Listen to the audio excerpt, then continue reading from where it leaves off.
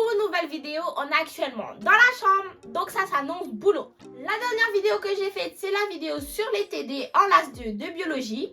Aujourd'hui, on se retrouve pour la vidéo des TP en LAS 2 de biologie. J'ai fait une fiche comme d'habitude pour qu'on soit cadré en fait. Tout d'abord, qu'est-ce qu'un TP? TP signifie travaux pratiques et ce sont des séances où on va pratiquer et manipuler avec les profs.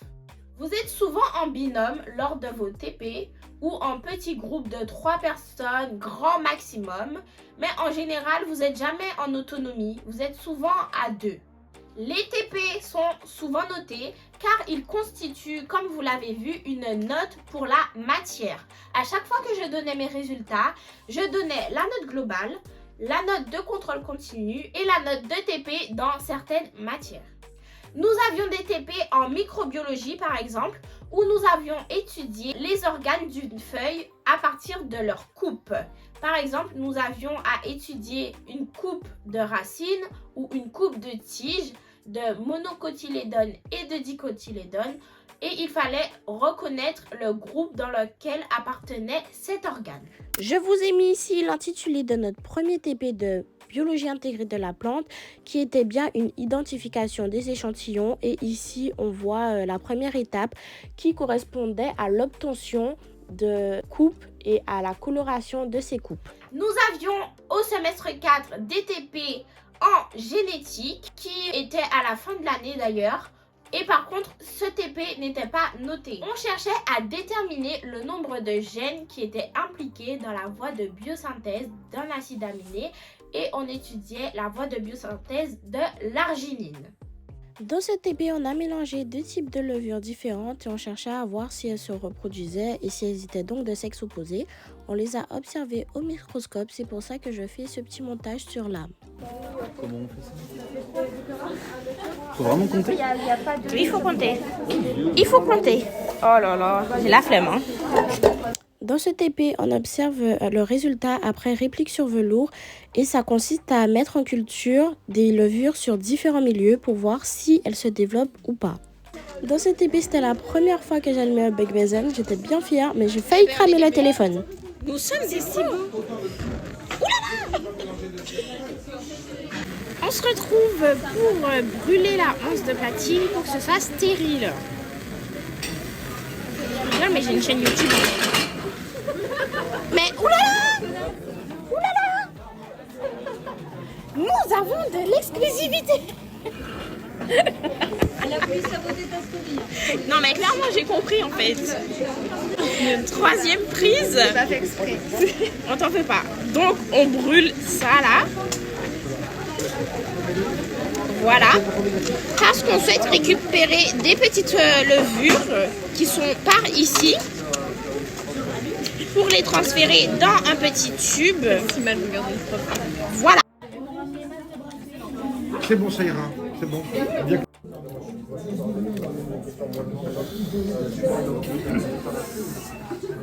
Et pour finir, dans ces exemples, nous avions la méthodologie expérimentale où nous avions réalisé les fameuses PCR qui correspondaient à une amplification d'une séquence particulière d'un gène. Nous avions aussi réalisé des clonages à partir de plasmides.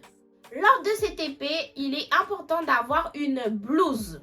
Car sans blouse, en général, vous n'allez pas accéder au TP. Et des fois, vous aviez des lunettes. Et parfois, vous deviez utiliser des gants.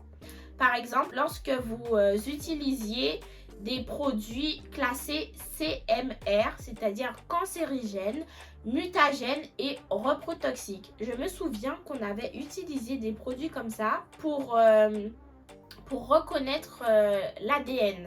C'est un agent intercalant qui va donner une couleur à l'ADN dans un gel qu'on devait faire. Je pense que je vais vous mettre quelques petites vidéos de mes TP parce que j'aimais bien filmer, c'était bien drôle. Donc je pense que je vais vous mettre quelques petites vidéos en TP. Comme ça, vous allez voir d'ailleurs de quoi je vous parle lorsque je vous dis CMR.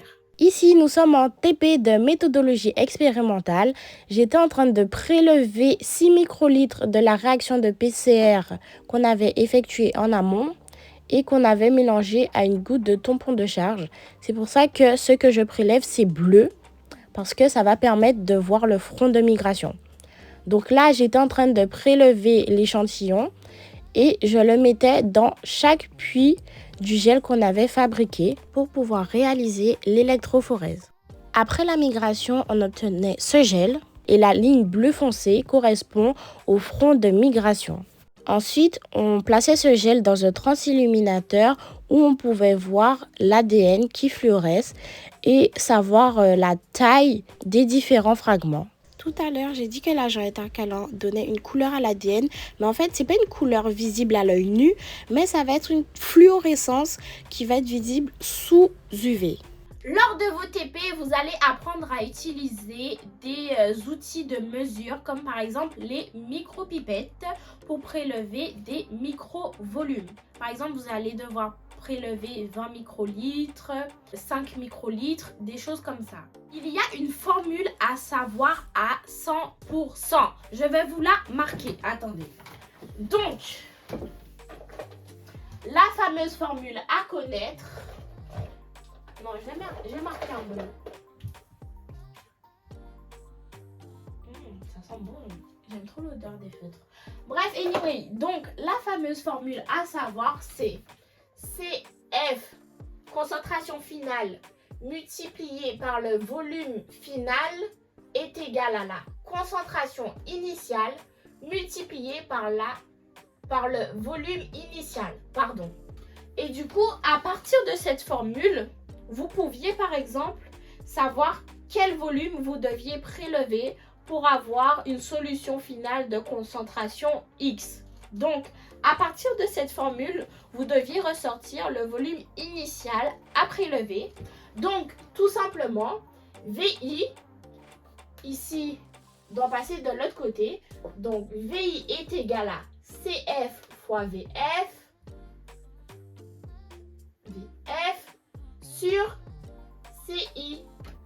Vous voyez? Et si on vous demandait par exemple la concentration finale, CF est égal à CI fois VI sur VF, le volume final. Donc vraiment, cette formule, elle est à savoir par cœur, par cœur, par cœur. Plus, plus, plus. Donc, on continue. Je vous conseille de préparer vos TP en avance, surtout que je vous ai dit qu'ils étaient souvent notés. Comment vous allez préparer vos TP?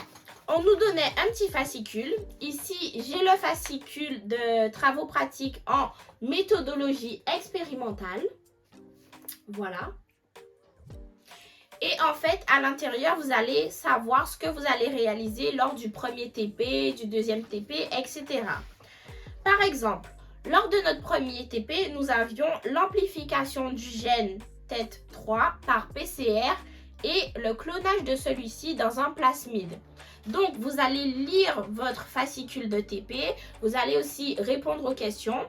Par exemple, il y avait des questions où il fallait savoir le volume initial à prélever. Donc, à partir de la formule CF fois VF est égal à CI fois VI, vous deviez retrouver le VI, le volume initial.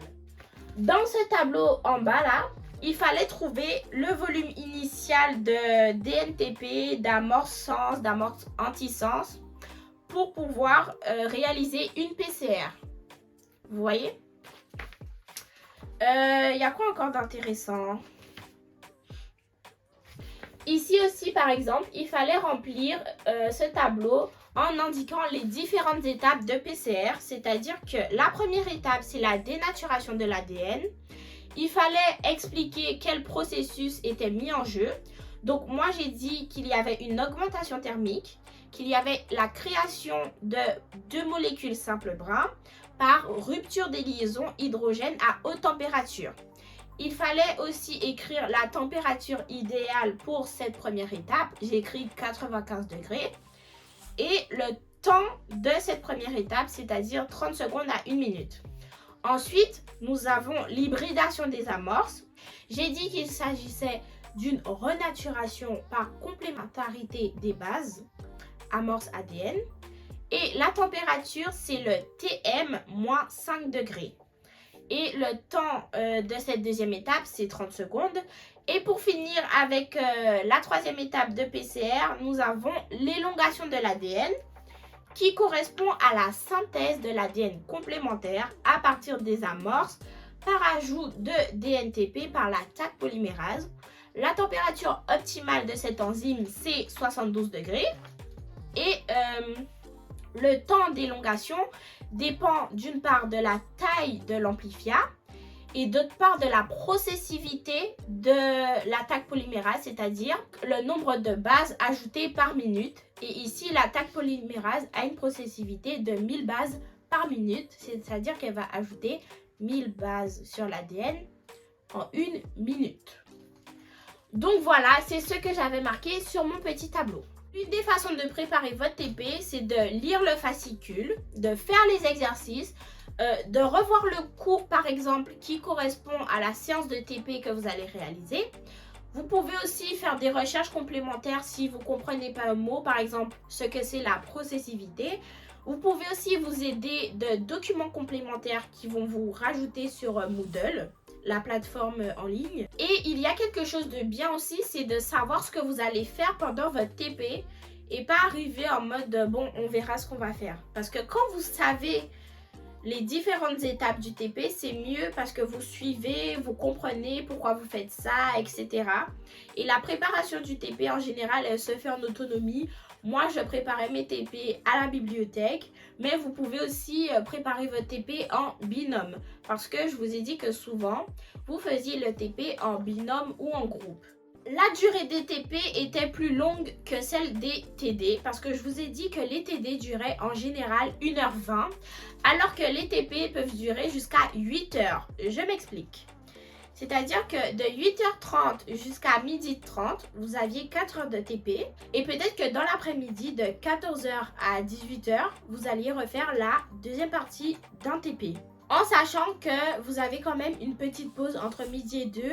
Et parfois, de 8h30 à midi et demi environ, ou midi 20, vous n'aviez pas de pause dans certains TP. Donc, buvez pas trop d'eau. Comme ça, vous n'allez pas avoir envie d'aller aux toilettes toutes les 2 minutes.